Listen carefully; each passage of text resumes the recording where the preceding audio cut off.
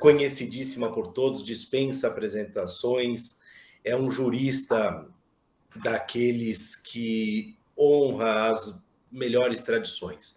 Então, nós temos a honra de contar com as lições do professor Francisco Loureiro, com suas belíssimas aulas. O professor Loureiro sempre queridíssimo pelos alunos. Então, hoje teremos essa gratíssima satisfação de, mais uma vez, aprender com o professor Francisco Loureiro. No nosso outro crédito, o professor Francisco Loureiro também já veio, já até referimos aqui umas discussões muito interessantes sobre as questões de partilha de bens envolvendo cotas sociais. Então, foi um tema muito interessante. E hoje, um tema também muito polêmico, que é o Airbnb. Então, professor Loureiro, a palavra é de Vossa Excelência pelo tempo que quiser, tá certo? Então, mais uma vez, muito obrigado pelo gentilíssimo aceite do convite. O professor Simão pediu para que eu agradecesse, ele está lá no meio das pirâmides. Bom dia a todos. Eu, inicialmente, quero agradecer o convite que me foi feito pelo professor José Fernando Simão e agradecer também ao professor Maurício Bunazar, que eu conheço já faz tempo, que eu citei recentemente no acórdão, fui julgar um IRDR complicado, eu era o 18º juiz a votar, julga-se em 20, ou seja, julgamento interminável. Eu era o 18º e usei o livro do professor Maurício e acabei ficando como relator do processo, uma questão de obrigação própria ter rem em loteamento de acesso restrito. Mas, de qualquer modo, é sempre um prazer participar das aulas do professor Simão, quer no curso de graduação, quer no curso de pós-graduação, e voltar, de algum modo, infelizmente de forma não presencial, à faculdade de Direito. Eu sou formado aí, não digo quando, eu tenho vergonha. Eu quero dizer que eu formei logo depois do João Mendes, o pai, não o filho, não o João Mendes Júnior, aquele do fórum, o pai, o velho. E é sempre um prazer estar com vocês. Bom, qual é o tempo máximo de exposição que eu vou fazer? Eu costumo dizer que, como juiz, o réu tem que conhecer o tamanho da pena. É fundamental, é preceito da Constituição. Então, o tempo máximo da pena de vocês é de 1 hora. E não vou passar desse tempo para, em seguida, o colega Renato Siqueira fazer a sua exposição. Por favor, não me chamem de desembargador. Eu hoje aqui estou como colega de vocês e vamos debater uma questão que é altamente polêmica, uma questão que ainda não encontrou uma acomodação na jurisprudência dos tribunais e que é difícil mesmo, que é a questão do Airbnb. Bom, vamos começar. Eu acho que a questão do Airbnb, ela levanta inúmeros problemas. Primeiro, ela comporta a questão que é mais premente, que é mais palpitante, que é a questão da relação do Airbnb com o condomínio, ou seja, se pode o condomínio, mediante alteração da sua convenção de condomínio, proibir as locações via Airbnb de curta temporada ou a natureza jurídica dessa relação que se estabelece entre o hóspede e o anfitrião, se é uma locação ou se é um contrato atípico, como afirmou o STJ, o seu contrato que se aproxima muito mais do contrato de hospedagem, e que isso provocaria um desvirtuamento, um desvio de uso da finalidade da unidade residencial, dos apartamentos, e, portanto, seria vedado.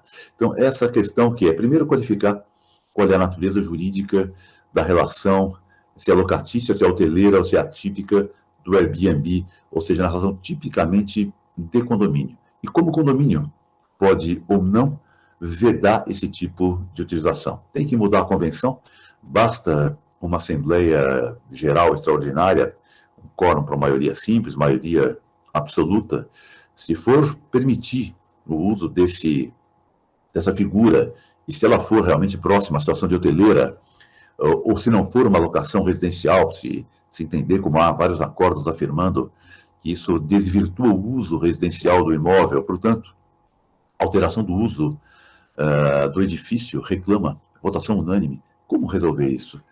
Essa é a primeira questão, o Airbnb e o condomínio. A segunda questão que vai aparecer, que me parece relevante também, é a responsabilidade civil.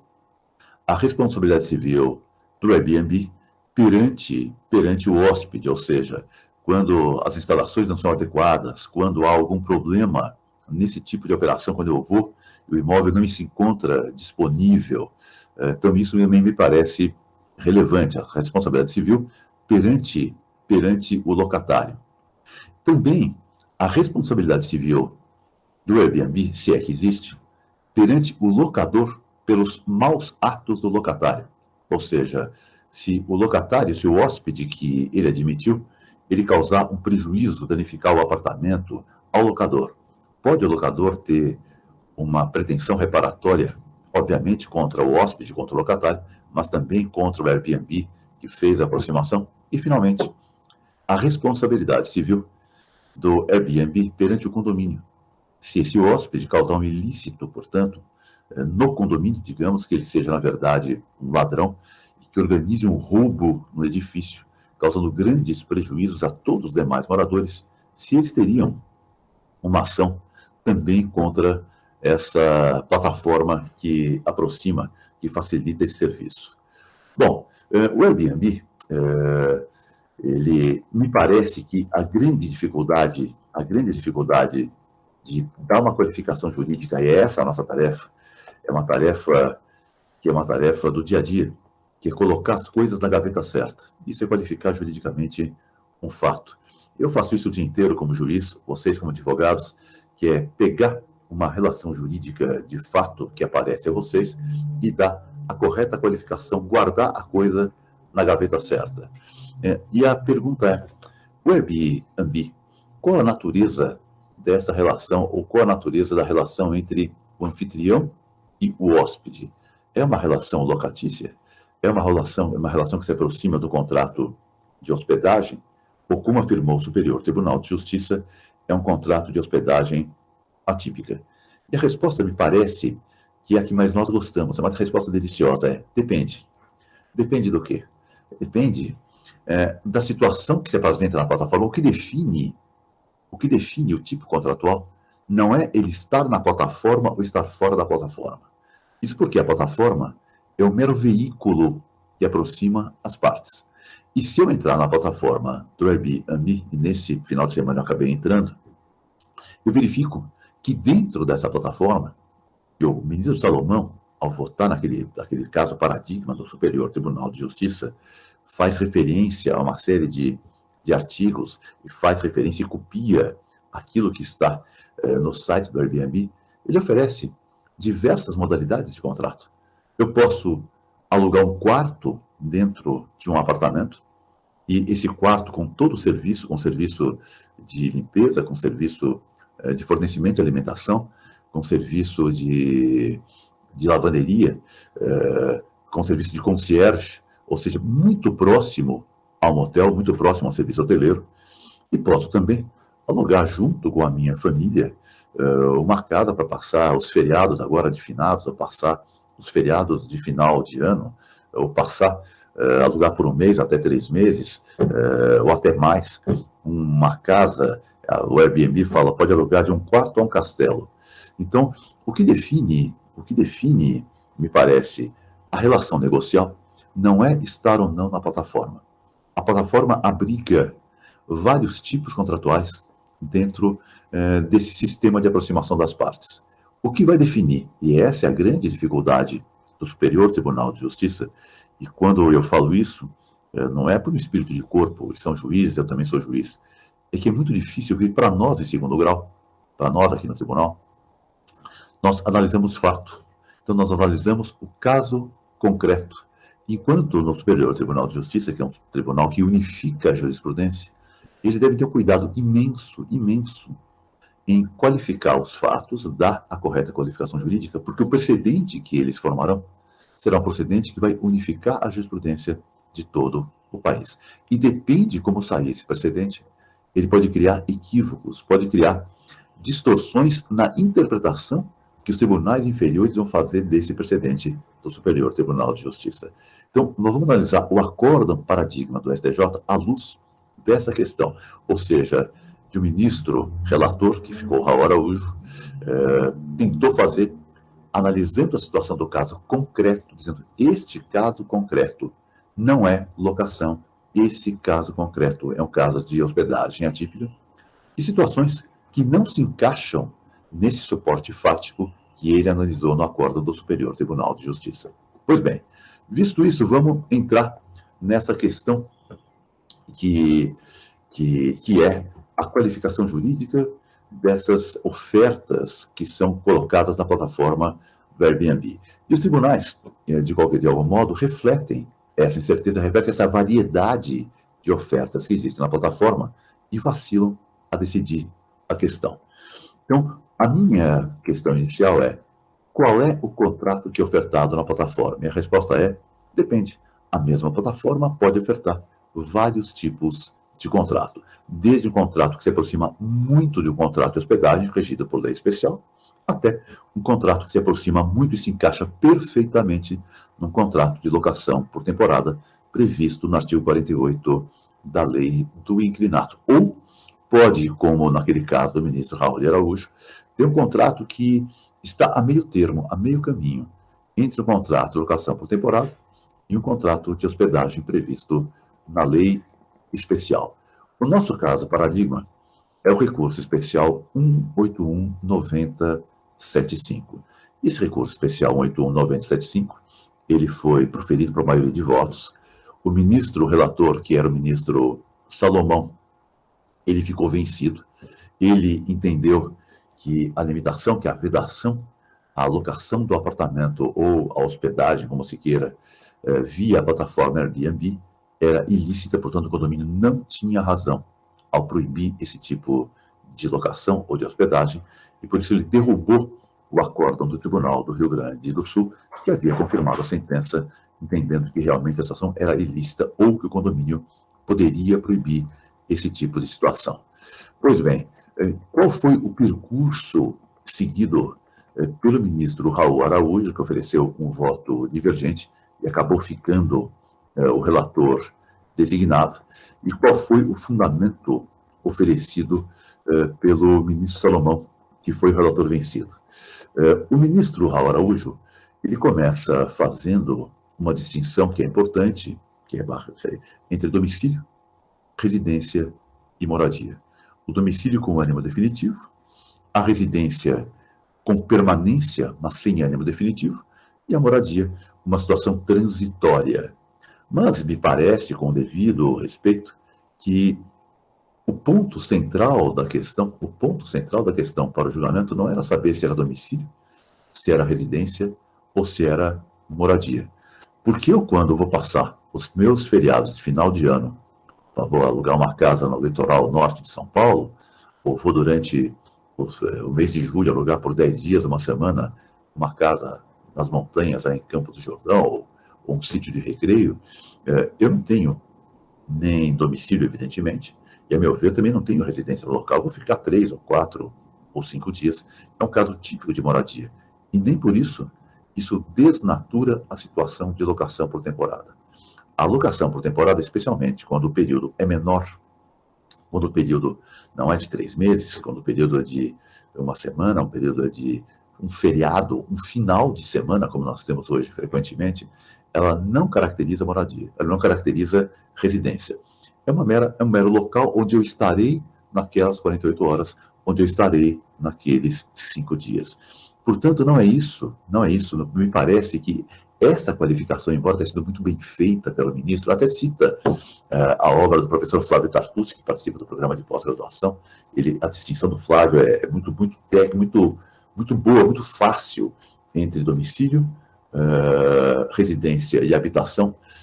Então, ele trabalha muito bem com esse tema, mas o que me parece é que essa distinção não é relevante para saber se é a questão de hotelaria ou se a questão é de locação. Porque eu tenho, na locação por curta temporada, eu não tenho residência, eu tenho mera moradia, é o local onde eu estou naquele final de semana. Mas para o ministro Araújo, essa foi uma questão determinante. Olha, como não é residência, é mera moradia, isso vai converter a locação de curta temporada para um contrato que não é mais locação de curta temporada, e eu vou tentar qualificar o que é. É hospedagem ou é uma hospedagem atípica? A partir disso, o ministro Raul de Araújo faz uma incursão sobre os aspectos fáticos do caso. E ele disse que, naquele caso concreto, e havia um ponto que me era relevante, eu alugava quartos, eu não alugava o apartamento inteiro. Então, poderia alugar o mesmo apartamento para 4 pessoas diferentes, cada um alugava um quarto por curso da temporada. O que realmente, a meu ver, viola normalmente as convenções de condomínio, prevêem que as unidades autônomas são unifamiliares, que eu não posso colocar várias famílias dentro de uma unidade autônoma. Portanto, isso por si só já violaria a convenção de condomínio. Mas ele usou essa questão do multiuso por várias famílias do mesmo imóvel para caracterizar uma situação que não é de locação, que é uma situação que se aproxima da hospedagem, e usou também o fato de, além disso, as pessoas não se conhecerem, portanto não era uma família que ocupava o mesmo imóvel, e também o fato de se oferecer um serviço de lavanderia, ou seja, que o anfitrião lavava roupas de quem estava hospedado ali, ou roupas de cama, trocava, esse tipo de coisa, e que tinha alguma prestação de serviço. E com base nesse percurso, o ministro, então, Raul de Araújo, disse, olha, isso não é uma locação por temporada, porque várias pessoas ocupam o mesmo imóvel. Ele foi reformado para abrigar várias famílias, em especial a serviços. Ou seja, não é uma locação de coisa, é uma locação de coisa com serviço, e, portanto, locação não é. Se locação não é, ele falou, é hospedagem. Ele não chega a afirmar que é hospedagem porque faltam serviços. Mas ele fala, é um contrato de hospedagem atípico, sui generis, e, portanto, se é hospedagem, tem uma finalidade comercial. Se tem uma finalidade comercial, isso viola, e vocês sabem que todo condomínio edilício, ele tem ao ser instituído a sua natureza residencial, ou comercial, ou mista. Eu posso ter um condomínio de natureza mista, não importa. Então, ela fala, isso não é residencial. Se não é residencial, ele é comercial. Se é comercial, ele viola a convenção de condomínio. E se viola a convenção de condomínio, é vedada o Airbnb nesse tipo de situação. Ele, no acórdão dele, diz o seguinte, olha, e se não houver nem proibição e nem autorização da convenção? É uma convenção antiga que não previu esse tipo de situação, porque não presente à época em que ela foi feita. O Raul Araújo vai no caminho. Se não houver nem proibição e nem autorização, a princípio não pode, porque há um desvio de finalidade do condomínio. Lembrem que o artigo 1336 do Código Civil, lá nos deveres do condômino, ele fala, no inciso 4º, olha, é proibido violar o sossego, a saúde, a segurança, os bons costumes, e também veda ali o desvio de finalidade. Dar à sua unidade autônoma uma destinação diversa do edifício. Então, ele por aí disse, é proibido, não pode, mas fez uma ressalva no final do acórdão. A ressalva que ele fez no final do acórdão é, salvo se a convenção admitir. Ou seja, se houver admissão na convenção de condomínio, ou seja, se a convenção for alterada, ou já for instituída quando o condomínio é criado, porque você sabe que quando eu instituo o condomínio edilício, os termos do artigo 1332 do Código Civil, e a Lei de Incorporação Imobiliária exige isso, a Lei 4591, eu já devo ter a convenção de condomínio, eu registro junto com a instituição de condomínio, eu registro a convenção de condomínio. E se a convenção conter uma cláusula permissiva, uma cláusula expressa permissiva, aí sim seria autorizado. Isso me coloca a seguinte questão que eu vou perguntar para o Renato. Renato é expositor, podemos dar um aperto nele? Renato, mas para mudar a destinação de edifício, nós moramos, você mora, eu moro, imagino todos aqui, em imóveis residenciais, que é o mais comum, os apartamentos residenciais e edifícios comerciais.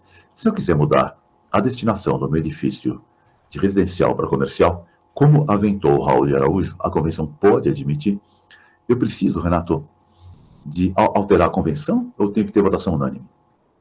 Votação é unânime, professor. Para alterar a destinação é unânime. Unânime. Então, esse é o problema, Renato. Então, talvez essa seja a falha do ministro Raul, ao seguir por um caminho, então ele joga a gente no caminho, falar, isso é desvio de uso, isto é alocação comercial, isto é um contrato atípico de hospedagem, e no final ele fala, mas a convenção pode autorizar. O raciocínio lógico nem a convenção poderia autorizar, porque se é comercial, se é hospedagem, se é um desvio de uso, somente uma votação unânime Portanto, eu vou alterar a instituição do condomínio, alterar a convenção, é claro, mas também a instituição do condomínio, do artigo 1332 do Código Civil. Eu vou dizer, olha, esse condomínio, esse edifício, não tem mais natureza residencial, tem natureza mista, por exemplo. Então, esse me parece o grande problema que ele enfrentou. E qual é a questão que isso gerou para nós nos tribunais inferiores e gerou para vocês, advogados, juristas, operadores do direito em geral? É como interpretar esse acórdão. Esse acórdão só é aplicável naquelas situações descritas no suporte fático do caso concreto que ele analisou, ou se estende a todas as locações de curta temporada feitas pela plataforma do Airbnb. Se nós entendermos que ele só se aplica, e o Raul Araújo, nesse ponto, ministro, eu não conheço, eu conheço o Salomão muito bem, mas o Raul Araújo eu não conheço. Ele poderia ter sido um pouco mais claro, dizendo, olha, este precedente que nós estamos firmando aqui, porque nós unificamos a jurisprudência da legislação não constitucional, é conosco, eu vou firmar de forma precedente, de forma muito clara, quais são os limites do precedente que eu estou estabelecendo. E dizendo, esse só se aplica, por exemplo, a situações em que o uso do apartamento é cedido a diversas pessoas, em que há prestação de serviço. É só nessa situação que há um contrato de hospedagem atípica, não para qualquer contrato da plataforma Airbnb. Isso me faltou, a meu ver, faltou uma distinção muito clara no acórdão, dizendo, esse acórdão vale para a plataforma inteira ou vale para dentro da plataforma, que abriga inúmeras situações, contratos típicos de hospedagem, até contratos típicos de locação por temporada. Faltou ele no acórdão, que é o voto condutor. É verdade, eu vi aqui no chat aparecendo, o ministro Antônio Carlos Ferreira fez essa observação. Falou, gente, temos que colocar um pouco a bola no chão. Para quais contratos que nós vamos colocar isso? Mas no voto condutor, que é o voto do ministro Raul Araújo, não está isso colocado. Deveria estar. Ou seja, só vale para casos em que eu loco quartos com algum tipo de serviço. Ou seja, as locações outras da plataforma, por exemplo, alugar uma casa para um final de semana, ou alugar uma casa para um feriado, ou por 15 dias, por uma família não dividindo a casa, não dividindo o apartamento, sem prestação de serviço, ou até mesmo com algumas prestações de serviço, por exemplo, a lei do inquilinato, no artigo 48, no parágrafo único, ela permite que alugue, normalmente se faz isso, uma casa mobiliada. Ou seja, eu alugo com toda a mobília dentro da casa, porque não vou levar, obviamente, cadeira, mesa e fogão para passar o final de semana num imóvel dessa natureza. É muito comum, isso não desnatura a locação de curta temporada, é muito comum que, às vezes, um empregado, um caseiro da casa, vá servir refeições para quem vai se hospedar naquele local, é extremamente comum. Então, é um sítio que eu vou alugar no final do ano com amigos, olha, eu tenho um bom caseiro, e ele vai prestar serviço a vocês levem a comida, ele vai preparar as refeições, ou vai arrumar a casa, ou vai limpar a casa. E nunca, nós temos centenas de acordos dos tribunais inferiores, se discutiu que isso era locação por temporada e não um contrato de hospedagem. A meu ver, o que faltou o corte no voto condutor, dizendo o que é o que. Esse meu acórdão só vale para a situação em que o imóvel é dividido em quartos e não para imóveis em geral. Então, essa é a crítica que eu faria ao voto condutor. O voto vencido do ministro Salomão, ele é um voto que faz um histórico muito interessante do Airbnb, inclusive trazendo textos de internet, artigos de doutrina, e o foco dele é outro. O foco dele é, isto é uma alocação por temporada. Ele se qualifica como alocação por temporada. E se é uma alocação por temporada, do artigo 48 da lei do inquilinato, a vedação, mediante norma convencional, ela viola o direito de propriedade e deve ser tida como não escrita. Ou seja, ela viola o artigo 1228 do Código Civil, viola o artigo 1335, inciso 1º, que o condômino tem direito de usar, fruir e dispor da sua unidade autônoma, e, portanto, ela é inconstitucional. Ele vai num caminho absolutamente, diametralmente inverso. Ele fala, e vai mais longe, que as convenções de condomínio, a princípio, não podem vedar as locações de curta temporada e não podem vedar as locações de curta temporada, porque isso violaria o direito de propriedade do locador, o direito de propriedade do condômino e do locador. Então ele vai no caminho radicalmente inverso. E aí vão algumas questões, como os tribunais têm lido o acórdão do STJ. Eu vou ser franco para vocês, eu fiz um recorte no Tribunal de São Paulo. Eu não fiz um recorte nos tribunais do Brasil inteiro. Não é? Eu sou juiz de São Paulo, aliás, eu não julgo essa matéria, eu sou juiz do direito privado 1, eu julgo direito imobiliário, mas julgo incorporação imobiliária, contrato de compra e venda, mas não julgo condomínio, já julguei muito condomínio na vida, mas hoje não julgo. E eu fiz uma pesquisa, um recorte sobre como os tribunais de São Paulo têm lido, têm os acórdãos posteriores a esse precedente do Superior Tribunal de Justiça. E eu faria a seguinte... eu diria o seguinte, está muito confuso. Há alguns acórdãos que dizem o seguinte, e de bons juízes, de bons desembargadores, de bons colegas, que fundamentaram muito bem os seus julgamentos, dizendo o seguinte, por exemplo, que não há necessidade de previsão de vedação em convenção de condomínio. Ou seja, eles se alinharam na posição do relator, do ministro Rogério Araújo, dizendo, olha, ainda que a convenção seja absolutamente omissa, não diga nem que sim e nem que não, essa locação, entre aspas, por temporada ou serviço de hospedagem atípica via plataforma do Airbnb está proibida. E está proibida porque ela provoca um desvio de uso, porque o imóvel não é mais utilizado para fins estritamente residenciais. Ou seja, eles fazem uma leitura do artigo do acordo do ministro Araújo, estendendo isso a toda e qualquer situação. Exemplo disso é agora um acórdão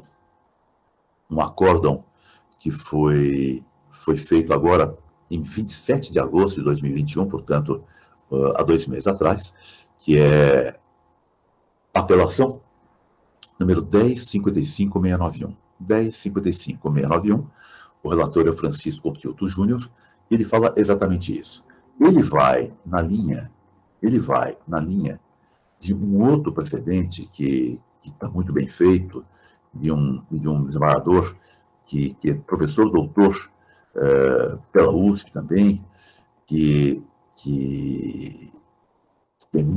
está muito bem feito esse precedente, dizendo que é o seguinte, que esse imóvel, essa locação não é residencial.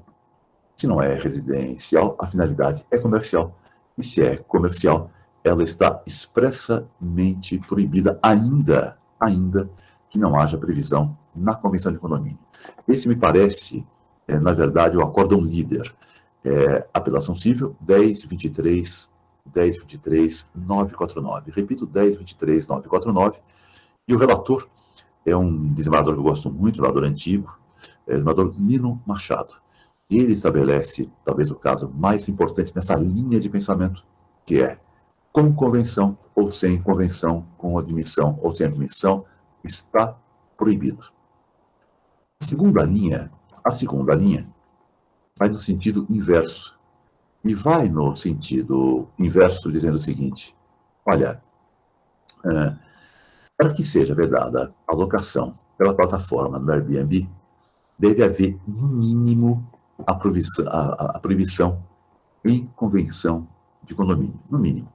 Ou seja, a convenção deve expressamente proibir, dizendo que, a princípio, a locação de imóveis pelo Airbnb por curtos períodos, ela se qualifica como locação para a temporada do artigo 48 da Lei do Inquilinato. De modo que, para impedi-la, ao menos em tese, a proibição deve, no mínimo, constar expressamente da convenção de condomínio, cuja alteração exige um quórum qualificado, ou quórum especial, de 2/3 de todos os condôminos aptos a deliberar, na forma do artigo 1351 do Código Civil. Esse acórdão também é um acórdão muito recente, feito em julho de 2021, é a apelação civil 11.21.332. Repito, 11.21.332, feito por um grande juiz, que é o Gilson Delgado Miranda.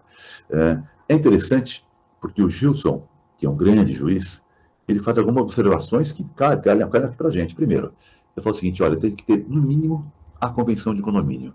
O Gilson aparentemente percebeu o seguinte, será que, ainda que a convenção proíba, isso viola ou não o direito de propriedade? Ele admite que a convenção possa, portanto, vedar alocação para temporada, mas ele qualifica o Airbnb como alocação para temporada. E ele faz uma observação que a gente às vezes não percebe, que para mudar a convenção, eu tenho que ter 2/3 dos votos. Mas quais 2/3 dos votos, hein? Nós sempre achamos, esse é um defeito nosso dos juízes e de vocês, advogados, nós sempre achamos que 2/3 dos condôminos, e é mentira, 2/3 dos condôminos aptos a votar. Por quê? Porque tem um bando de gente que é condômino, mas que não pode votar porque não está em dia com o pagamento da contribuição condominial. Lembrem que o artigo 1335, inciso 3º, fala quem pode votar em assembleia. E fala que só pode votar em assembleia o condômino que estiver quiti. Por isso, hoje, eu calculo os quórums, 2/3, maioria absoluta, metade mais um, não levando em conta a totalidade dos condôminos, o universo dos condôminos, mas levando em conta o universo dos condôminos aptos a votar. Se não fosse assim, naqueles condomínios que eu tenho um elevado número de inadimplentes, portanto, tem condomínios aqui em São Paulo, aqui na Zona Leste, pessoal, que tem mais da metade de inadimplentes. Eu não poderia nunca mudar a convenção e nem aprovar uma série de matérias, porque os próprios inadimplentes, que não podem votar, eles impediriam que os condôminos fiéis promovessem melhorias no empreendimento em que vivem. Então, isso é bacana. Ele fala 2/3 aptos a votar. Então, isso é bacana. O Loureiro, e dá para fazer, e aí é outra questão, dá para colocar essa vedação de que é proibida a locação por temporária em regimento interno e não em convenção de condomínio? Há um precedente também aqui do Tribunal de São Paulo dizendo que não. Dizendo que regimento interno não é convenção de condomínio. Eu não exijo o quórum de maioria qualificada, mas normalmente maioria simples, salvo que a convenção disposar em contrário. E por isso, não basta mudar o regimento interno. Não basta fazer uma assembleia extraordinária. Não basta fazer uma assembleia ordinária. E com isso estabelecer a vedação. Eu devo mudar a convenção de condomínio. É claro que eu posso mudar a convenção numa assembleia extraordinária, sem dúvida nenhuma. Mas sempre com quórum qualificado de 2/3 dos condôminos. Uma outra questão que aparece ainda aqui, que aparece interessante, são algumas convenções de condomínio, e isso também é bem frequente, bem bacana, que diz o seguinte, olha, eu não vedo alocação por temporada, mas os hóspedes, né, do Airbnb, eles não podem usar certos equipamentos comuns do edifício. Então, para evitar que a piscina, que a academia de ginástica, que a sauna, que a quadra de tênis fiquem lotados por estrangeiros, não é? por pessoas que não moram no edifício, mas que locam aquilo por uma semana, para evitar a sobrecarga dos equipamentos comuns, eles falam, pode locar, pode fazer o Airbnb, mas a turma do Airbnb não pode usar certos equipamentos comuns do condomínio. E a pergunta é, Renato, isso pode ou não? Maurício, já vai. Eu acredito que não. Vamos dar roxo no Renato aqui, pô. Pode dar, né? Tá ok. Eu acredito que não, porque ele entra lá como locatário, como qualquer outro. Essa é uma questão que não é só do Airbnb. Isso, mesmo antes do fenômeno do Airbnb, em condomínios, especialmente de praia, em que, final de ano, a gente loca os apartamentos, as casas, daqueles condomínios de casas, condomínios que a gente chama de condomínios deitados, né? Do artigo 8º da Lei 4591. Hoje nós temos loteamentos de acesso restrito também, com muitos equipamentos comuns, e isso é frequente, que fala, olha, quadra de tênis não, quadra de tênis é para os condôminos, o pessoal do fim de ano não pode, porque senão o condomínio não consegue jogar o seu tênis, não consegue jogar o seu vôlei de praia aqui na quadra que nós fizemos, seu beach tênis, esse tipo de coisa. Incrível, eu também tenho dúvidas sobre isso, mas o Tribunal de São Paulo tem admitido. o Tribunal de São Paulo tem dito que é possível, desde que haja uma vedação expressa na Comissão de Condomínio, que a limitação de uso de certas áreas comuns, piscina, churrasqueira, quadra, a locatários cujo prazo contratual, por exemplo, nesse caso concreto que foi analisado, seja inferior a 30 dias, desde que isso... Aqui eu acho errado, aprovado em Assembleia Geral Extraordinária, eu diria, desde que isso conste da Convenção de Condomínio. Ele fala aqui, uma coisa que eu detesto quando eu ouço, eu fico deprimido, ele fala que em matéria condominial, a vontade da Assembleia é soberana. As pessoas adoram falar que a Assembleia é soberana. Não, soberano é o rei, a rainha da Inglaterra, a rainha Elizabeth é soberana. Na verdade, a Assembleia não é soberana porcaria nenhuma. A Assembleia, ela tem autonomia privada, autonomia de criar algumas regras, desde que o ordenamento jurídico admita as regras que ela cria. Então, não é... O soberano é o Estado, quando fala assim, olha, em razão da Covid, eu vou fazer um lockout, está tudo fechado. Isso é um ato de soberania, um ato de força. A decisão da Assembleia é um ato de autonomia, não de soberania. Não é? Bom, de qualquer modo, a matéria é hiperpolêmica, mas há precedentes dos tribunais admitindo, e esse acórdão é um acórdão também muito recente, agora de junho de 2021, é a apelação civil 17716. 17716. O relator é um belo desembargador, é o Carlos Dias Mota, e ele entendeu possível. Eu acho, de acordo com o Renato, eu também acho duvidosa essa possibilidade de proibir que locatários não utilizem os equipamentos comuns do prédio, especialmente os locatários de curta temporada. Porque, na verdade, o locatário se investe na posição de condômino, com os mesmos direitos, as mesmas obrigações. Eu não vejo como discriminar o locatário do condômino. E nós sabemos que hoje o entendimento pacífico do Superior Tribunal de Justiça é no sentido de vedar ao condômino, ainda que inadimplente, a utilização de áreas e equipamentos comuns do prédio. Não é? Isso depois de uma certa vacilação, os tribunais vacilavam, será possível a convenção e a Assembleia proibir o condômino inadimplente de frequentar áreas comuns do edifício. O STJ falou, olha, a pena é outra. O inadimplente paga multa, o inadimplente paga juros, o inadimplente tem uma série de sanções. Essa não. Eu me lembro que eu joguei um caso muito até curioso, e eu participava de uma Câmara que era muito, muito divertida. Eu jogava junto com o desembargador Enio Zuliani, que é um desembargador muito bem-humorado e grande juiz. Eu me recordo de um caso que nós julgamos de um advogado famoso, não posso dizer o nome, evidentemente, e que morava numa cobertura belíssima no Morumbi, uma cobertura de altíssimo luxo, um apartamento de 600, 700 metros quadrados, obviamente pagava um rateio de contribuição altíssimo, e não pagava. Não pagava, havia mais de um ano, o rateio da contribuição. Então, os demais condôminos revoltados, porque ele dava festas frequentes, tinha carros importados na garagem, motorista fardado, e não pagava a contribuição condominial, eles então proibiram esse advogado e sua família de usar equipamentos comuns do prédio. E, na verdade, o que eles fizeram foi mais radical. Eles implantaram um sistema de segurança no elevador, com aquela chave digital, e falaram, só vai ter a senha do elevador social quem tiver em dia com a contribuição. E o cara não estava em dia, era obrigado a subir pelo elevador de serviço que não tinha a senha.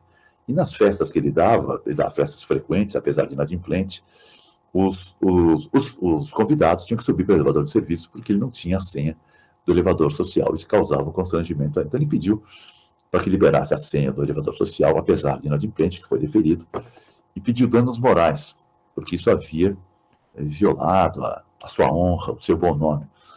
E ele foi sustentar oralmente, falou, e eu, na hora que fui dar os danos morais... Espera um pouquinho, professor, espera só um pouquinho. Que isso é interessantíssimo. Ele mesmo foi fazer a sustentação? Foi em causa própria. Em causa própria? Causa própria. Então agora eu quero ver. E falou, e na hora que eu fui votar, me lembro até hoje, porque nós, juízes, nós conversamos durante o julgamento, porque às vezes você pensa que nós estamos olhando a tela do computador e jogando videogame, paciência. Não. Nós estamos mandando recados para outro juiz, falando, olha, dá uma olhada, teu voto, o advogado está falando isso, a tribuna, teu voto tem isso. Ou então os autos são digitais, eu estou consultando o processo para ver se o que ele fala lá tem, mas eu não sou o relator, mas eu mandei um recado para o segundo juiz, E falei, Enio, o cara quer dano moral além de tudo. Ele falou, Loureiro, mas vamos dar dano moral para um cara que não paga condomínio há um ano, dá festas e tal. E eu, na hora que fui votar, falei, eu estou dando moral, R$50, proporcional à moral dele. Ou seja, foi um voto paradigmático, proporcional à moral de quem pede. Então, vejam que isso é interessante. Então, mas de qualquer modo, isso é a questão do Airbnb, e já vamos caminhando para o final, porque meu tempo é de 1 hora. Então, vejam que hoje os tribunais inferiores, de algum modo, eles sofrem com a imprecisão do acórdão paradigma do STJ, que deveria ter definido com precisão qual era aquele caso concreto que ele julgava e feito o recorte dizendo casos em que a divisão do apartamento e locação de quartos, isso não pode ser, casos em que há serviço não pode ser, ou se isso abrange toda a plataforma do Airbnb. Esse recorte falta no voto do relator, embora tenha sido feita a observação que em votos vencedores de outros ministros, essa observação tenha sido feita, mas não no voto do relator, que é o voto condutor do acórdão. Então, isso reflete nos tribunais. E os juízes falam, bom, se aquele caso concreto era a divisão do apartamento, no meu caso não é. É uma alocação típica por temporada feita por uma plataforma, e por isso eu aplico a lei do inquilinato e digo que tem que haver vedação em convenção, ou nem isso, nem a convenção pode vedar. A maioria dos acordos do tribunal dizem, se houver vedação na convenção de condomínio, isso deve ser observado. Lembrem que isso vale não só para o Airbnb, vale para alocação para temporadas em geral, de outras plataformas, porque o Airbnb não cria alocação por temporada, ele simplesmente utiliza uma plataforma para isso. Então, vista essa parte da relação com o condomínio, eu acho que nós temos ainda algumas outras questões para tratar, que é da responsabilidade civil, a responsabilidade civil do Airbnb por danos causados, primeiro, ao locatário, ao hóspede, que é mais fácil, e por danos causados ao anfitrião ou locador, e por danos causados ao condomínio. Há uma jurisprudência absolutamente tranquila, me parece que correta, dizendo que o Airbnb, ele, além de ser uma plataforma, obviamente, ele não faz uma atuação de mera intermediação entre o anfitrião e o hóspede. Ele fomenta, ele estimula, ele cria a palavrinha mágica chamada confiança. Lembrem que toda relação hoje de massa no mundo moderno, ainda mais uma relação dessa distância, ela é pautada pela aparência de quem oferece e pela confiança de quem aceita. E a aparência de quem oferece e a confiança de quem aceita geram efeitos jurídicos, não é? Por violação da confiança, ou seja, a responsabilidade por violação da confiança. E por isso, os tribunais têm dito que o Airbnb, ele, bem ou mal, ele cria uma aparência de que ele selecionou os hospedeiros, que ele selecionou os anfitriões, e que por isso há uma sensação de segurança ao se usar a plataforma. Isso estimula que use a plataforma, não só porque ela é prática, mas porque aparentemente ela é segura, existe um retorno de quem usou aqueles serviços, dando a aprovação ou dando a reprovação daquele apartamento, daquele imóvel que usou. Eu vou em cima disso, verifico quais são as avaliações que eu tenho. Isso gera uma sensação de confiança. E por isso é que a jurisprudência dos tribunais, de forma absolutamente tranquila, tem dito, olha, se eventualmente a hospedagem contratada com antecedência, ela foi cancelada poucos dias antes, de forma abrupta, causando danos ao hóspede, isso gera responsabilidade solidária tanto do anfitrião quanto da plataforma. Então, isso é interessante, é uma atividade empresarial que é fundamental para que ela tenha sucesso, que ela use a sua reputação no mercado. A confiança no serviço é algo fundamental para que eu use a plataforma, e ela deve honrar a confiança que ela desperta no consumidor. Há um acórdão que eu acho que é o paradigma sobre isso. Quem quiser ler sobre responsabilidade civil da plataforma, do Airbnb, nas relações de consumo, tem que ler o acordo que é usado por todos os demais juízes do tribunal. É a apelação número 110.1154. 110.1154. Ela foi julgada em 30 de setembro de 2019, portanto, um acórdão já de 2 anos, mas ela está absolutamente atual e é o caso paradigma de São Paulo. O relator é um grande juiz, é o desembargador Ricardo Belli, e da 19ª Câmara, e esse é o acordo. Ela fala, olha, está embutido nessa relação uma confiança de que o sistema funciona. E se o sistema não funciona, isso gera responsabilidade civil do regime do Código de Defesa do Consumidor para, eventualmente, o hospedeiro que cancela o anfitrião que cancela a hospedagem, mas de forma solidária com o Airbnb. Pode gerar danos morais, pode gerar danos materiais, isso é verificado caso a caso. E nós temos inúmeros casos semelhantes. Mais ainda, há precedentes já do tribunal, interessantes também, dizendo que a responsabilidade do Airbnb, ela tem como fundamento o risco da atividade.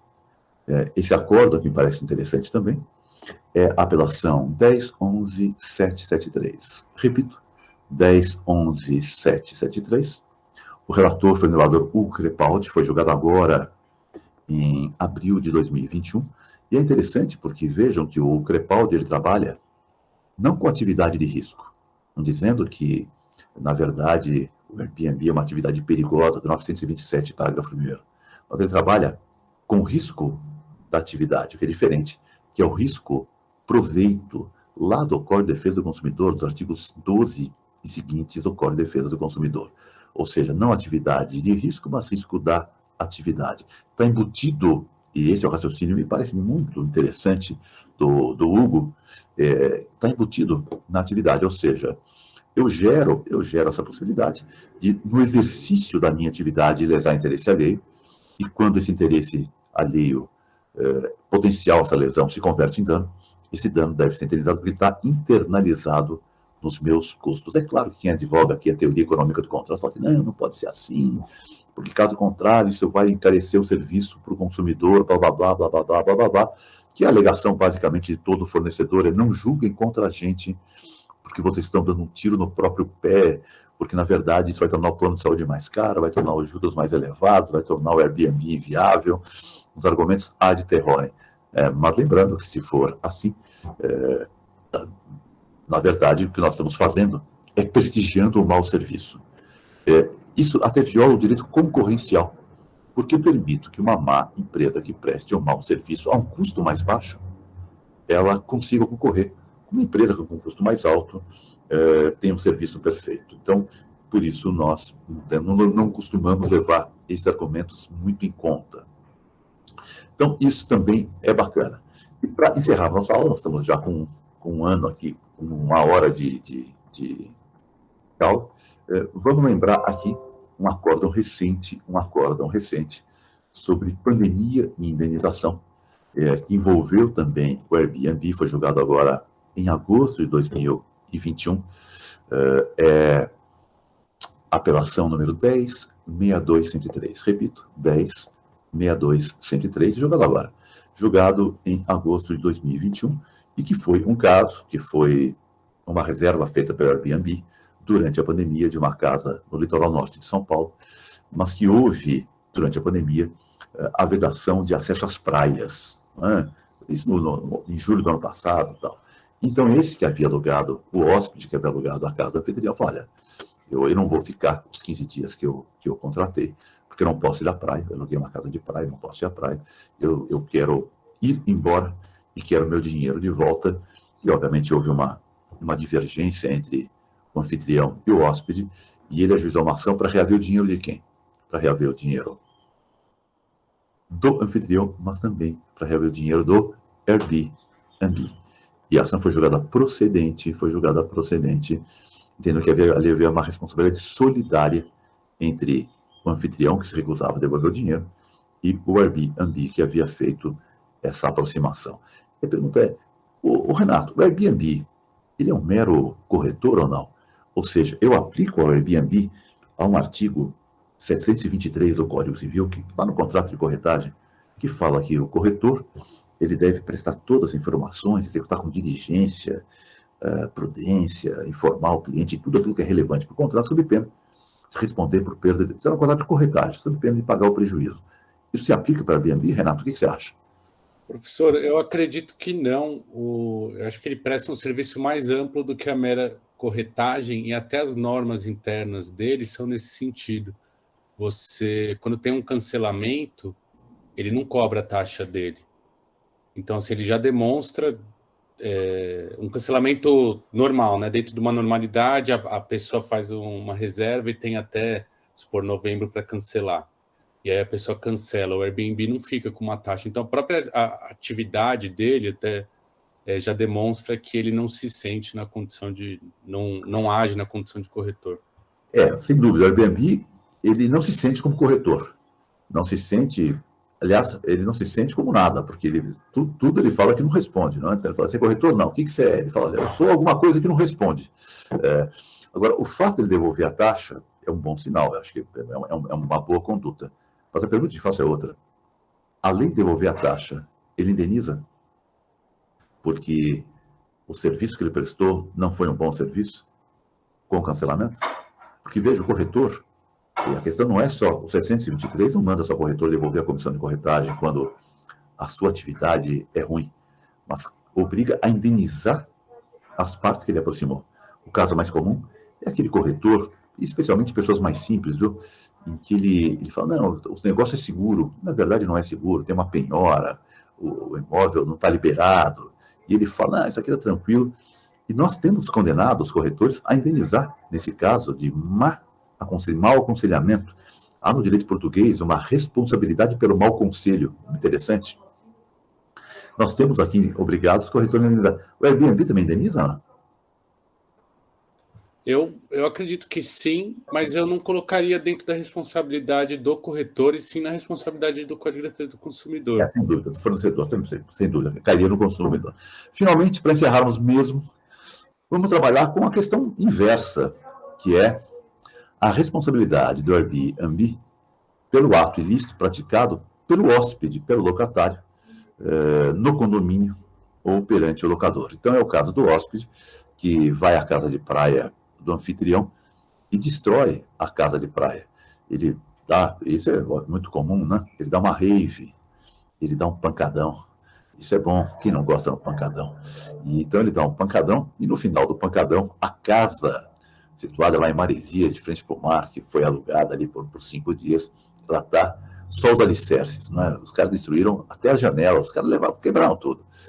Ou, pior, o hóspede, ele, de forma dolosa, ele é um ladrão, se faz passar por hóspede, se infiltra no condomínio, abre os portões, e a quadrilha entra e pratica um assalto num prédio de alto padrão, e faz uma limpeza no prédio. Então, essa é uma questão que realmente, que ele, hóspede, responde, não há dúvida. Aí vem a segunda questão. O anfitrião responde ou não pelo dano causado ao condomínio? Eventualmente, me parece que sim, do mesmo jeito que um locatário que eu coloque aqui no prédio e que o locatário cause danos ao condomínio, ele, locatário, responde, mas eu, locador, respondo juntamente com ele. A pergunta é, Renato, e o Airbnb responde? Eu também entendo que sim, até naquele argumento que o senhor começou falando sobre a confiança, né? Então, ele vende para a pessoa que está locando, para o locador, para o hóspede, né? nas palavras do aplicativo, ele vende que aquele hóspede vai ser... Desculpa, para o anfitrião, né? Ele vende para o anfitrião que aquele hóspede vai ser uma boa pessoa, que ele tem uma qualificação de excelência, de que ele não vai causar danos. Então... Eu não encontrei precedente sobre isso. Eu pesquisei, mas essa era a grande questão. Os maus atos praticados pelo hóspede perante o locador, quando ele destrói a casa, e perante o condomínio, quando ele causa danos ao condomínio. Eu também tendo a dizer que há uma responsabilidade da plataforma. Difícil qualificar, mas ao argumento de que ela gera ajuda. Essa é uma questão não só desse aplicativo. mas dos aplicativos em geral. Quando você pega um Uber, e o motorista do Uber, eu tenho visto notícias terríveis, que alguns motoristas, claro, uma exceção, às vezes atacam as passageiras, praticam atos de violência sexual. Há uma ação da passageira contra a plataforma ou só contra o motorista? Então, essa é a grande questão. Porque há plataformas que não despertam a confiança. Essa é a palavrinha mágica. E não desperta a confiança. É claro que quando eu peço comida pelo Rappi, e o Rappi vai entregar comida aqui na minha casa, ou o Uber Eats, é claro que ele não garante a qualidade da comida que eu estou comendo.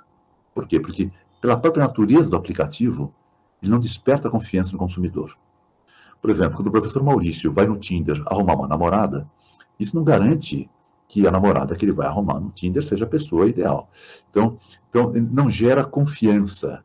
Mas naqueles aplicativos em que eu desperto confiança, eu respondo pela confiança despertada. Então, me parece que o meu tempo está esgotado, com 1 hora de apresentação, e eu agradeço a atenção de todos, e agradeço especialmente ao Renato, que me ajudou a dar essa aula. Eu que agradeço, professor. Professor Loureiro, muito obrigado. A sua aula é sempre claríssima, precisa, absolutamente fantástico, como sempre. É sempre uma alegria ouvi-lo. Eu recebi aqui diversas mensagens dos alunos, todos felizes, porque o senhor aceitou o convite aqui para falar. Então, é realmente uma alegria. E eu quero deixar a palavra aberta aqui para vocês perguntarem, fazerem perguntas para o professor Loureiro aí, claro, né? Bom, o Renato vai começar a perguntar, talvez eu vete, viu? Porque talvez ele esteja perguntando aquelas coisas que ele que deve saber. Não, eu faço uma reconvenção. Ele pergunta, eu faço a reconvenção aqui para ele. Então, começa aí, Renato, a palavra está com você. Obrigado. Bom, primeiro queria agradecer, né, e elogiar o professor Loureiro. Assim, até mandei mensagem para o professor Bunazar, não sabia que era o senhor hoje, mandei uma mensagem falando como eu estava contente com a apresentação de hoje, porque eu sou fã assim, do professor Loureiro. Quando entrei na magistratura, o meu vitaliciamento, ele era o diretor da IPM. E além do conhecimento jurídico, assim, que todos viram aqui, a gente sempre foi recebido com muito carinho na escola. O Renato é colega. Renato, você é irmão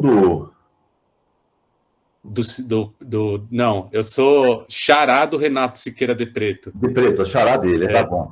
Mas às vezes o pessoal me manda mensagem no aplicativo do TJ e coloca lá Renato Siqueira, e a primeira que aparece é o Renato Siqueira de Preto. Tá bom. Aí o pessoal manda mensagem xingando, assim, você não sei o quê.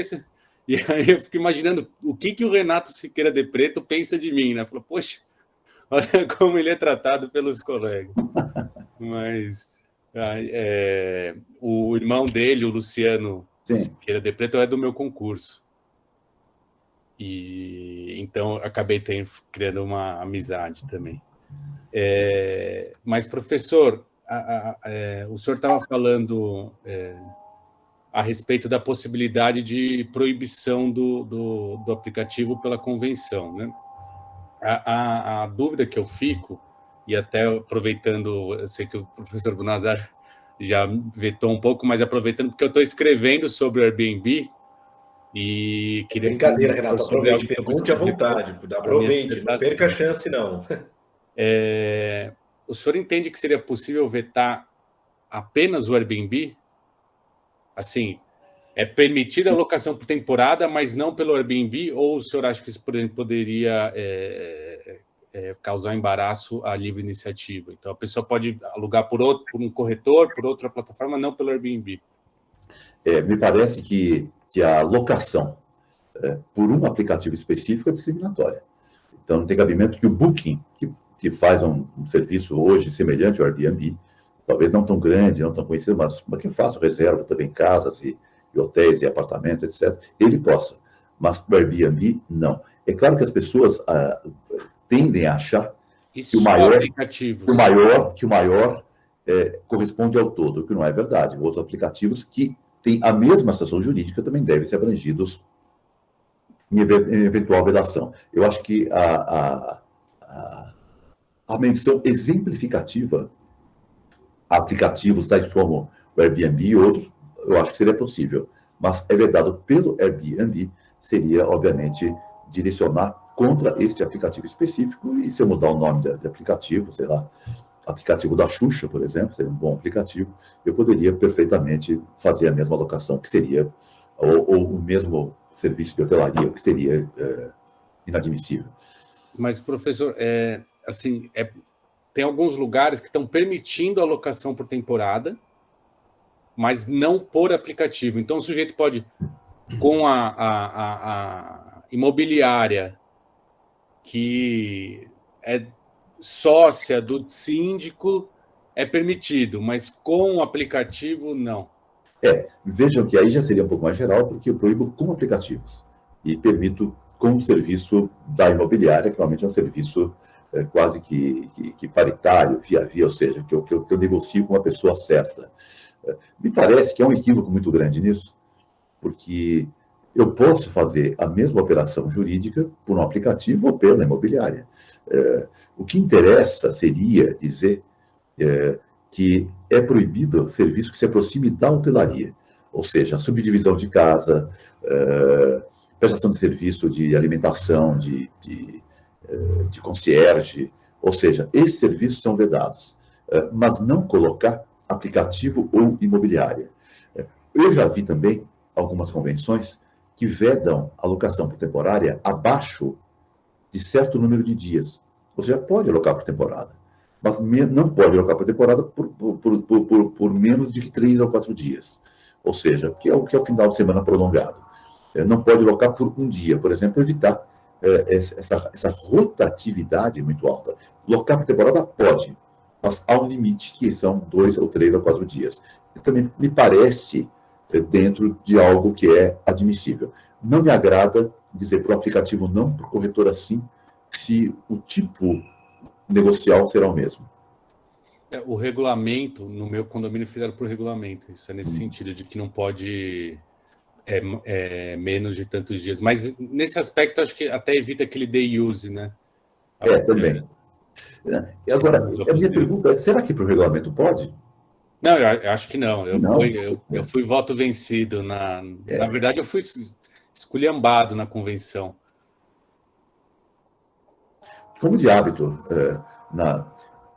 eu acho que participar de reunião de condomínio é uma das coisas mais odiosas da vida, né? Eu acho que é a coisa mais chata. Talvez não tão chato como jogar cartas com a sogra, porque aí é uma hipótese radical, que eu defendo até a eutanásia. O cara pode dar direito à eutanásia, mas fora isso, é uma hipótese muito ruim. Eu evito ir também.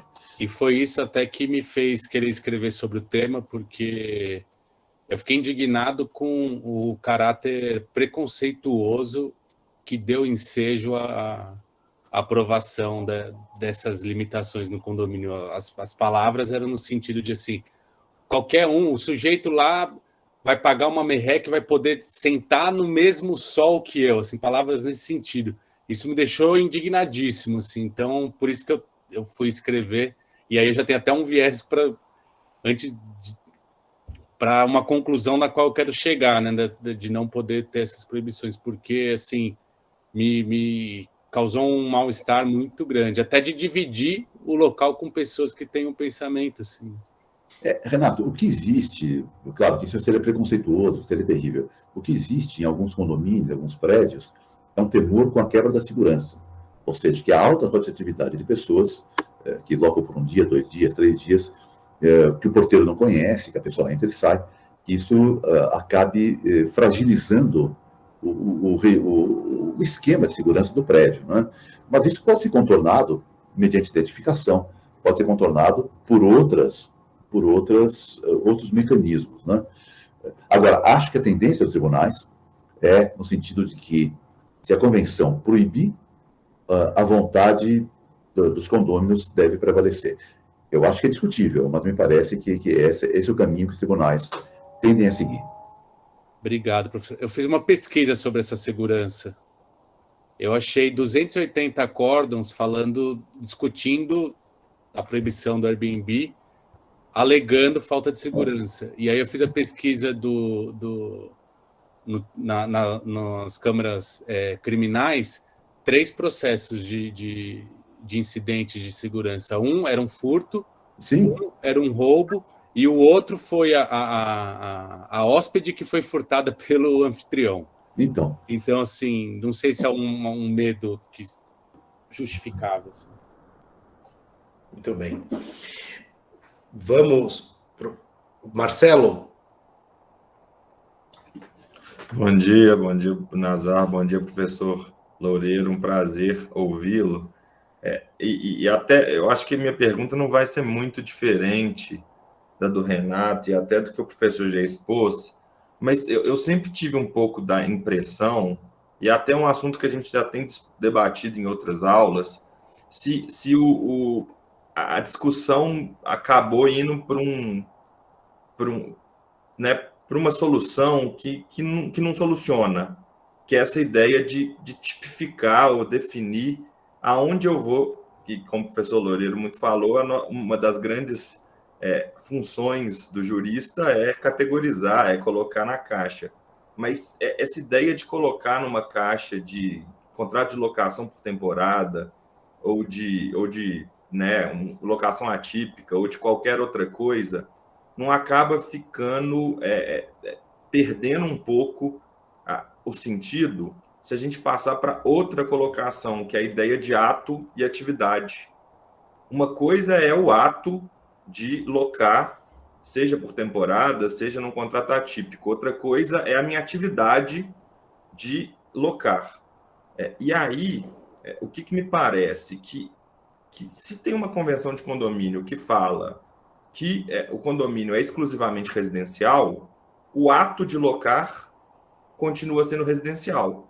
Mas a atividade de locar, e a partir do momento em que eu utilizo meu próprio apartamento, que é residencial, para uma atividade não residencial, econômica, talvez desvirtuasse.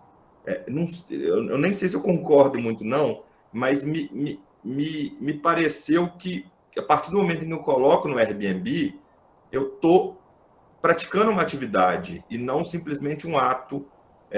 Não sei se faz sentido essa reflexão, até para afastar e para essas resoluções mais do tipo contratual, porque uma coisa é o tipo contratual, locação por temporada ou atípica ou qualquer outro que for. Outra coisa é atividade. Eu vivo de fazer uma locação por temporada, ou eu exploro esporadicamente. Marcelo, me parece que aí, não sei o que o professor Loureiro pensa, mas me parece que a atividade é do Airbnb, não é do se eu compro um monte de imóveis e alugo, isso poderia ser proibido? Quer dizer, não me parece que... Eu não acho que é nem o problema da proibição. Eu acho que a proibição, colocar uma cláusula proibindo é uma coisa. A destinação, que até tocado num dos votos, né, essa ideia de destinação, me parece que é outra. E aí, dependendo do olhar que a gente vai dar para o que é destinação, acabaria mudando a conclusão. Se eu falo exclusivamente residencial, o que é residencial? Né? É a utilização ou é a exploração? É o ato ou é a atividade? Entendeu? Essa foi a linha seguida pelo ministro Raul Araújo, dizendo, olha, quando eu destino um apartamento de forma permanente à locação de terceiros, isso perde a finalidade residencial. Marcelo, você é carioca, não? Não, professor, eu sou mineiro. Mineiro? Bom, mas digamos que eu compre, o Maurício compre um apartamento no Rio de Janeiro, que é uma cidade turística, e compre como investimento num prédio residencial. Esse apartamento será destinado a gerar renda. Ou seja, eu poderia comprar um conjunto comercial, ou compro um apartamento residencial destinado a gerar renda. E eu um local turístico, ou então, uma cidade de praia e tal, e eu loco para curta temporada. Então, todos os feriados, janeiro, mês de férias, e com isso eu ganho, e está aberto para quem quiser locar durante os meses do ano. Hoje é muito comum, tem muita gente fazendo isso, comprando um imóvel como investimento e locando. Agora, se não for por plataforma, Marcelo, isso seria um desvio de uso? Ou seja, o fato de eu locar permanentemente meu apartamento por toda a temporada, ou não, isso geraria um desvio de uso, porque o apartamento destinado à renda é atividade, não é a... Não, eu acho que esse que é o grande problema desse, porque aí é difícil você saber até que ponto eu estou fazendo simplesmente um ato de locação ou estou realmente explorando a atividade de locação. Até que ponto, né? 5 vezes no ano, 10 vezes no ano, todo feriado. Ou seja, um apartamento que você não vai, que você só loca o apartamento para ele gerar renda para você.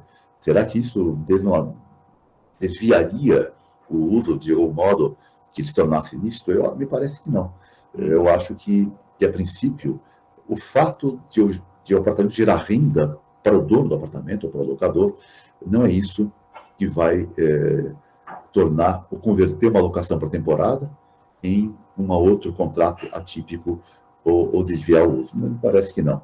Mas é bem interessante a diferença de ato e atividade. É muito interessante, sim.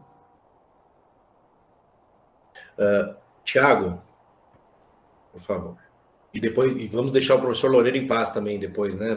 3 já estão boas, senão não volta mais. Tem que pegar o Renato depois, pegar o Renato. Isso, exato. Eu queria agradecer a exposição, foi muito boa, foi muito esclarecedora. Eu queria compartilhar até uma questão que a gente tem aqui no Espírito Santo e que envolve Airbnb, envolve multipropriedade, envolve condomínio, envolve tudo. Então, acho que tem uma temática que tem a ver com a nossa aula e tem a ver até com a nossa disciplina. Existe um hotel aqui, esses empreendimentos existem, empreendimentos em que você compra um quarto de hotel e você vira dono de um quarto de hotel. Só que nessa área turística aqui do Espírito Santo, na região de Pedra Azul, aliás, quem não conhece, por favor, conheça, vale muito a pena, muito bonito.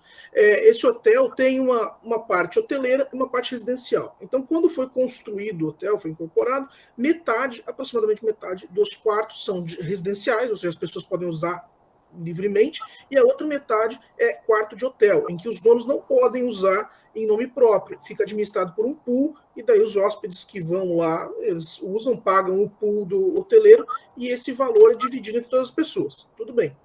Está havendo uma guerra nesse hotel. Por quê? Porque os residenciais estão alugando os quartos via Airbnb a um valor muito mais baixo do que o do hotel, que é premium e tal, tipo assim, sei lá, cada diária tá 600, 700, 800 reais, dependendo do tamanho, até mais de R$1.000. E os donos dos quartos vão dizer, alugam pelo Airbnb por 200, 300 reais, porque para eles está tudo ótimo, né? Já paga o condomínio, eles podem usar quando eles quiserem. E existe essa guerra, e existe uma grande incerteza sobre o limite do que se pode fazer, no que se pode fazer, porque a convenção permite a parte hoteleira. Então, não tem como você dizer que o imóvel, o condomínio, não permite a utilização não residencial, porque pode. Só que o residencial deveria se resumir ao residencial. Outro problema é que quando venderam o residencial para o pessoal do residencial, falaram, não, você pode alugar normalmente, a unidade é sua, a unidade você faz o que você quiser. Então, existe uma concorrência até desleal entre o residencial e o hotel. E o resultado é que o hotel não dá dinheiro, quem é dono de hotel, do quarto de hotel, não está ganhando nada, nunca ganhou nada, faz 5 anos que o hotel está funcionando, e ninguém recebe dinheiro, porque todo mundo vai para o residencial. Olha a situação que a gente tem uma incerteza jurídica até sobre o que fazer. Porque, na minha opinião, e eu até estou abrindo expondo para todo mundo, se alguém tiver alguma consideração, a análise é quase uma análise econômica do direito, aí, vamos dizer assim, porque você tem que se demonstrar que a permissão de aluguel livre por temporada no residencial sabota a função do hoteleiro. O hoteleiro deixa de existir, deixa de fazer sentido. Era isso que eu queria trazer para vocês como um problema. Interessante o caso. Agora, não deixa de ser curioso também, porque normalmente o valor que se procura preservar ao proibir o Airbnb é a segurança, basicamente, e o Renato colocou bem, os acórdãos, se pegar os acórdãos do tribunal, isso sobrecarrega os serviços de portaria, esse tipo de coisa, e especialmente isso compromete o sistema de segurança que o edifício tem, o que em grandes cidades é fundamental. Essa é a razão principal para poder dar esse tipo de coisa. Mas no caso concreto, Tiago, não tem esse problema, porque os hóspedes já circulam do hotel, circulam livremente no empreendimento, os serviços já são utilizados pelo hóspede. Então, o valor que se procura preservar ao proibir o Airbnb, nesse caso, esse valor não está presente. A questão é puramente concorrencial. Ou seja, eu alugo meu quarto mais barato do que o quarto do hotel. E isso provoca a ruína financeira do hotel em benefício do apartamento, porque eles vão ganhar muito mais do que tal. Eu sugiro que o hotel abaixe o preço. Ou seja, que ele vai ter que chegar no preço do residencial ou oferecer mais serviços para atrair o hóspede para si. Agora, me parece absolutamente impróprio dizer o seguinte: isso é uma concorrência desleal, porque para que haja concorrência desleal, Tiago, e vamos sair do direito civil, vamos para o direito concorrencial. Lá a LPI, a Lei Industrial, tem ali os artigos do que é concorrência desleal. Tem que haver um ato ilícito. Agora, será que é ilícito eu alugar meu apartamento num empreendimento que é hoteleiro, porque eu quero receber uma renda do meu apartamento? Não me parece, viu? Eu acho que, infelizmente, quem comprou o quarto de hotel fez um mau negócio. O que ele vai poder, eventualmente, ter uma ação de ressarcimento contra o empreendedor, dizendo que o empreendedor montou um negócio que o induziu a erro, que causou um problema a ele, porque é um negócio que não é viável, porque um engole o outro. Mas essa é uma outra questão, entre incorporador e usuário final. Não me parece que eu possa proibir alguém de alocar o apartamento por isso. Excelente, professor Loureiro. Olha, mais uma vez, muito obrigado. Obrigado pela aula, pelos esclarecimentos, pelo debate. É sempre realmente uma alegria ouvi-lo. Só temos a agradecer. Espero que venha sempre. Eu agradeço. Bom seminário para vocês. Muito obrigado. Peguem pesado com o Renato, porque ele tá com sangue nos olhos, ele estudou tudo essa matéria, ele vai responder tudo. Vamos apertar o Renato. Acredito que a gente já esgotou o tema. Com duas cabeças, um quer alocar e outro não quer. Coisas do dia a dia. Ele vai responder tudo isso aí.